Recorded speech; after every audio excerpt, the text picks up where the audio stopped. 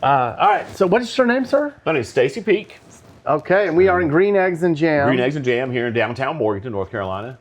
We've been here for about 8 years. We've had stores in Asheville and Boone over the years. We tend to be more like the punk rock metal place to come.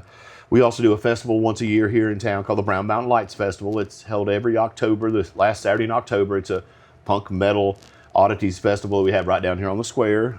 We have different bands. It's a free festival, mainly I say punk bands. Like over the years we've had Anti-Scene and just different bands over the years. So we've had a lot of different stuff come through, and that's one thing that I do here for the store. It's called the Brown Mountain Lights Festival. In a minute I'll show you the display in the window here. You can kind of check that out too. Okay. So. But yeah, we have all kind of weird stuff here. Check it out.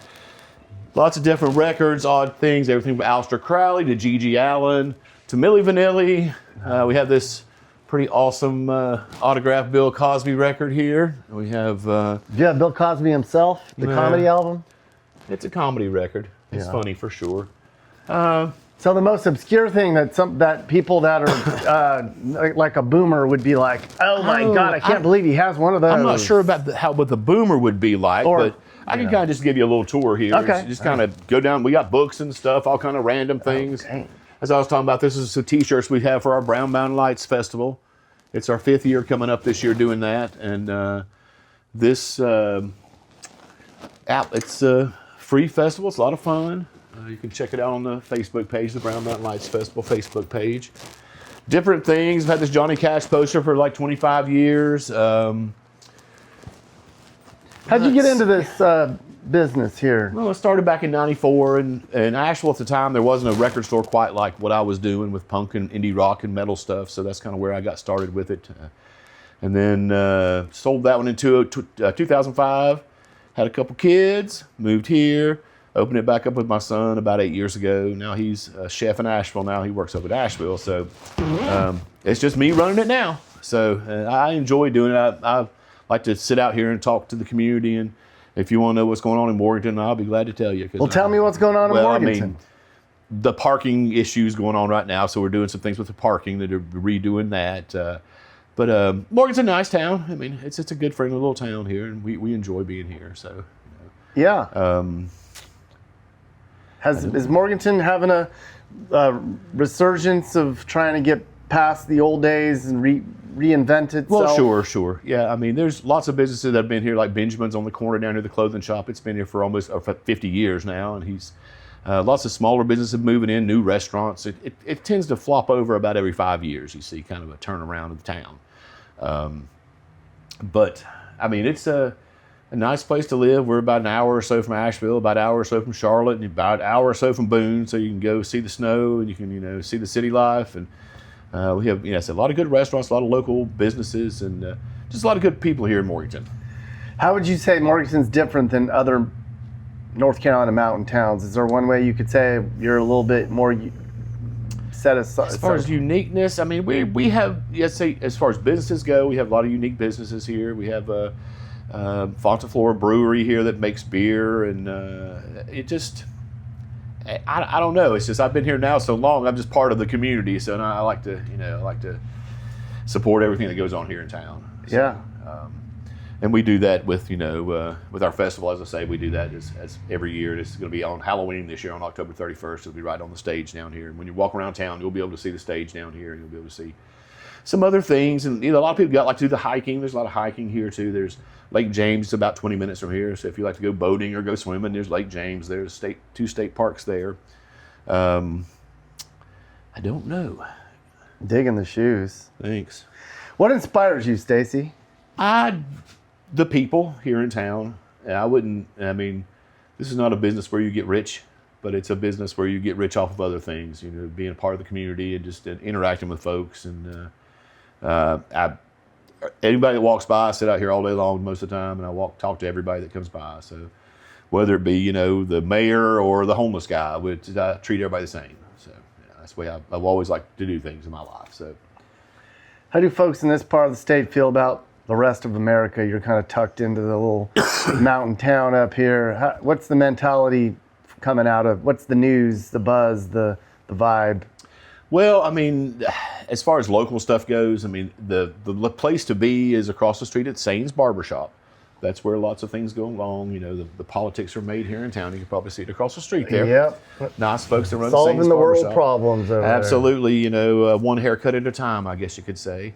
We have a little snack bar down here called Pat's Snack Bar. They're not open today. They're open Monday, Tuesdays, and Wednesdays, where you can go still get a cheap hamburger, French fries, an egg salad sandwich, and breakfast. So lots of people go there every morning, and that's been here, as I say, probably 50 years too. And so same with the barbershop.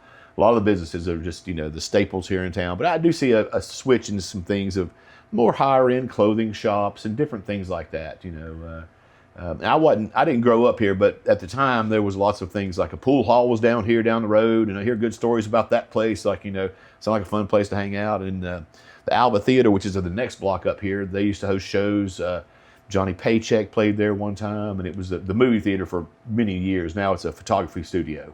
But I don't know. I'm trying to think of many other things interesting else to say. But Let me ask you this: how has music and culture changed from back in the old day? You hear kids aren't into the same stuff, or they are, or you know, music and movies and culture doesn't have the same soul it used to have. I don't know. I mean, well, it's generational. I feel like, you know, everything's different. You know, I mean, when I grew up, I was in the punk rock and the heavy metal and stuff like that. But you know, there's still that music out there. You just got to go find it a little bit, you know. And around here, there's a lot of, you know, singer-songwriter, country, bluegrass type things, which is for the area, which is to be expected, you know.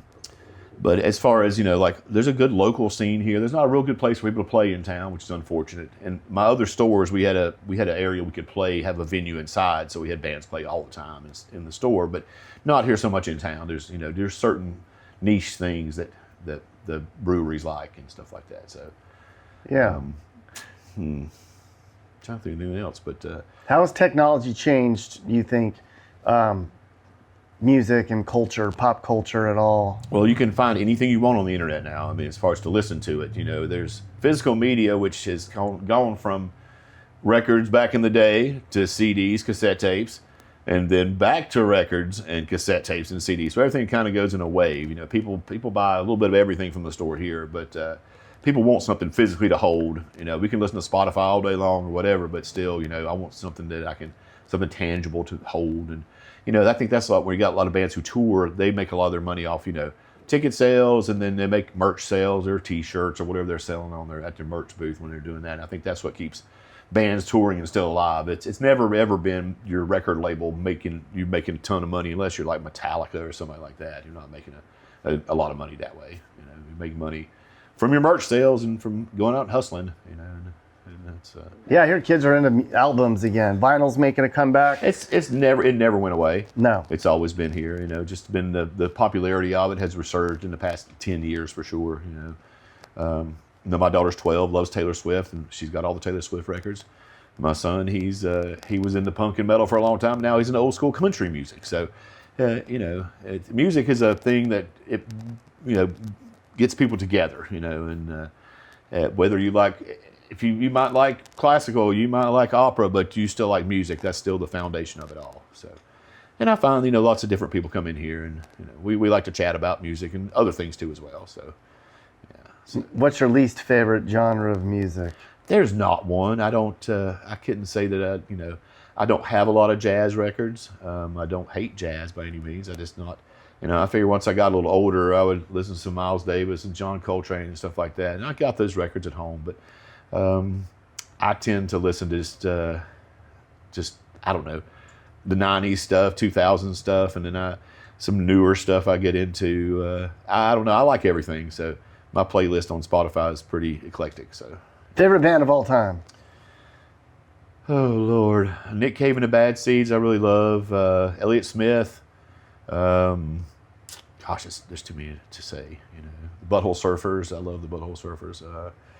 Dead Kennedys, stuff like that. You know, it depends on what kind of mood I'm in. In the wintertime, I get into more metal. You know, like today, it's going to be more like a mayhem, Dark Throne day. It's going to be kind of a gloomy metal day. So, yeah. You're right. But what's an opinion that you could not ever have changed? You will die on this hill.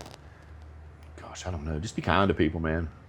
Karma comes back, you know. As long as you do good things happen, you know. So I feel like that's the way to go with everything, you know. I mean, even days when you don't want to be nice, and I still try to be nice, and have a positive attitude. So.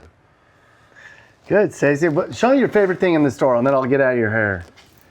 Get out of your way here. Is there one thing that you are most... I can show you something, but I'm not sure if it's going to be, it's something I should show you. So, okay. But I'm going to show you anyway. Okay. So this happened upon me recently. This was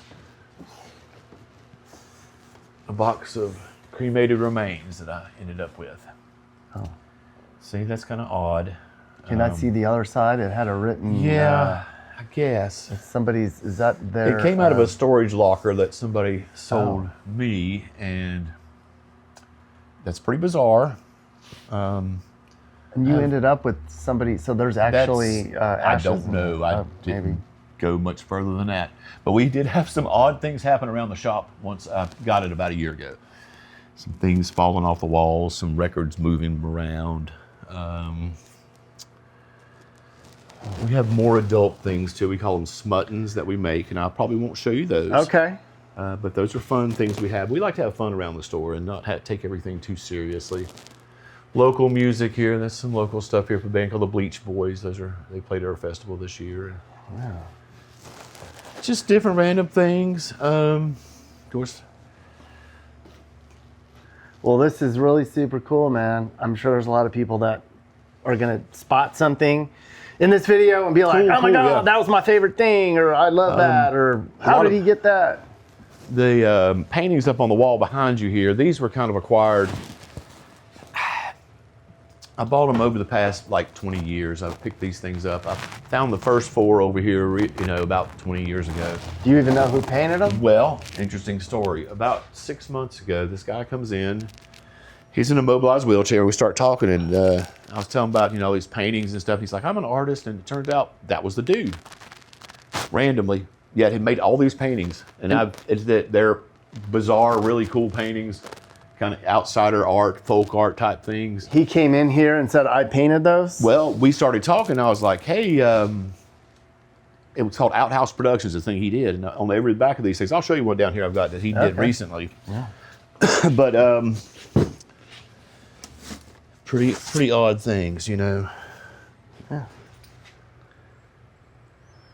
And look on the back, he's got this little artwork here. But he comes by about once every couple weeks now and buys dollar DVDs, and we chat for a little while.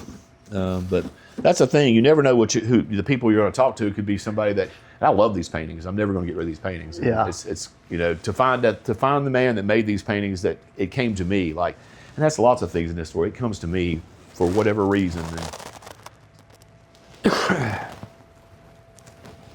Well, Stacey, thank you so much. You're absolutely welcome. So our YouTube channel is called Nick Johnson. That's me, my name, Nick Johnson. So I just want to just come out in here. Just be careful. Right. Just kind of. So this is a replica of the alien that was spotted. Was found in the woods up off Highway 181 up near Brown Mountain. So you can kind of just poke your head in there and look and see. So what happened to the alien? Well, body. In the 70s, he had his store up there on Highway 181, and the store burnt down and the alien burnt with it. So now, Ed, that I was telling you about down here at the visitor center, he had this made a few years back. They did a Brown Mountain Lights seminar here in town about 10 years ago, and he had it made by a local artist. So he called me up when I started doing my festival about 4 years ago. He's like, "Hey, I got something for you in the basement." I was like, "All right, Ed." So I went down there, and he had this coffin in the basement. He's like, carrying this coffin out. We put it in the back of my car, and it was like that dead baby alien. So, let me look and see if I've got. Okay. I may have one of those pamphlets here. I'm not sure I do right now. I don't see one way in here, buddy. Just go down there and ask them. I will. I will. It would add a little more to maybe your content. 8 tracks. There you go. Yeah. Some people, a lot of people had 8-track that watched my channel had 8-track players in their car. These are not scary clowns at all. Check that one out. Oh, sad face. Happy face. There you go. Okay, so we're now the most traveled channel in America. We've seen so many places and continue to get into the rest of America. If you're looking to move and you want help with the real estate agent or need ideas on where you can move, email me or click the link in the description. my video call consulting program might be perfect for you. I also have a new ebook. It's a comprehensive guide on the best and sometimes worst parts of the country that you can move to. We update that book all the time as we travel. The details for the consulting program and the ebook are in the description below.